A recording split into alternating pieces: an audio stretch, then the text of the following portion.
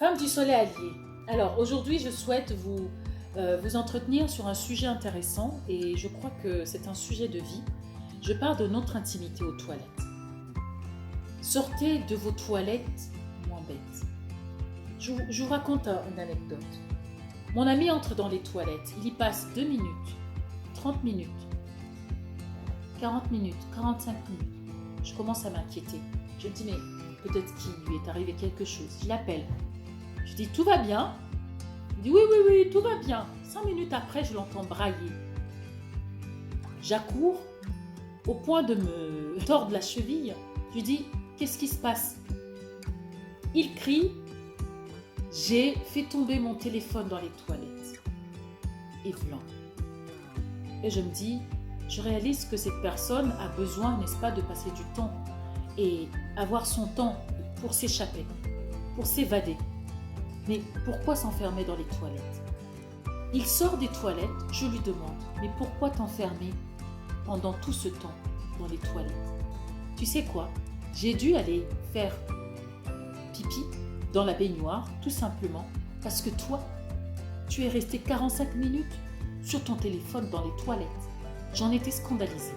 Mais petit à petit, j'ai remarqué que quand il allait à la douche, quand il allait aux toilettes, avec son téléphone, il passait plus de temps, 2 fois plus, 3 fois plus, 4 fois plus. Comprenez bien, je n'ai pas de problème avec son téléphone. Je n'ai pas de problème avec sa vie privée.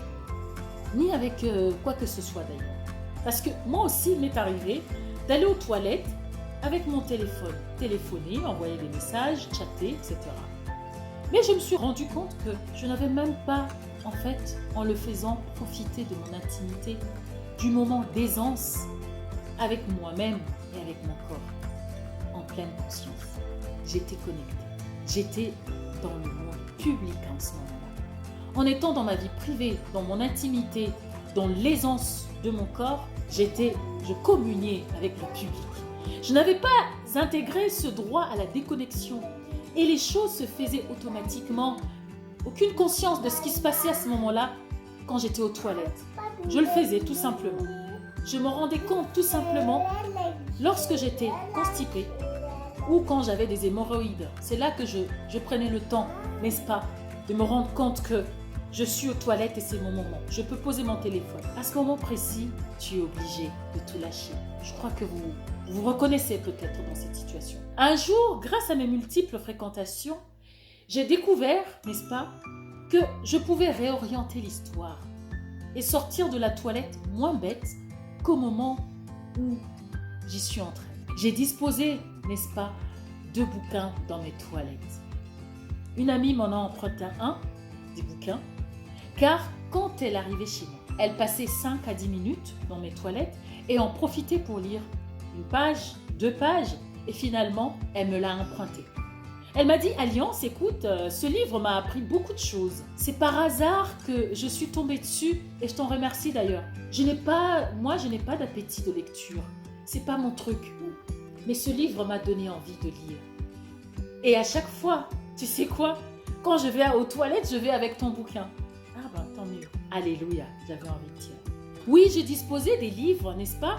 Et je le faisais toujours dans les toilettes, en fonction des personnes que j'accueillais chez moi. Par exemple, si je savais que ce soir, j'accueillais des personnes qui aiment débattre de la politique et que cela va durer des heures, je mettais et je continue à mettre des livres caractère politique, des journaux, pour que les personnes qui vont aller faire pipi ou faire leurs besoins, peu importe, s'intéressent à ce qui attire leurs yeux au-delà du téléphone. J'y mets aussi des livres de droit, bien sûr, mais j'y mets aussi des romans, des biographies, des livres légers pour ceux qui, n'est-ce pas, n'ont pas encore l'appétit de lecture. Mais avant d'en arriver là, je l'ai appliqué d'abord sur moi-même. J'ai appris dans mes toilettes des nouveaux termes, des nouvelles expressions, des choses magnifiques. Et j'ai surtout appris à me déconnecter, à m'éloigner du téléphone. Mettez un livre, n'est-ce pas, dans vos toilettes et incitez-vous à lire plutôt qu'à scroller vos téléphones. Tout le temps. Tchoup, tchoup, tchoup. C'est quoi? Ah, ça m'intéresse pas. Ah, c'est quoi ça? Ça m'intéresse pas. Oh, c'est...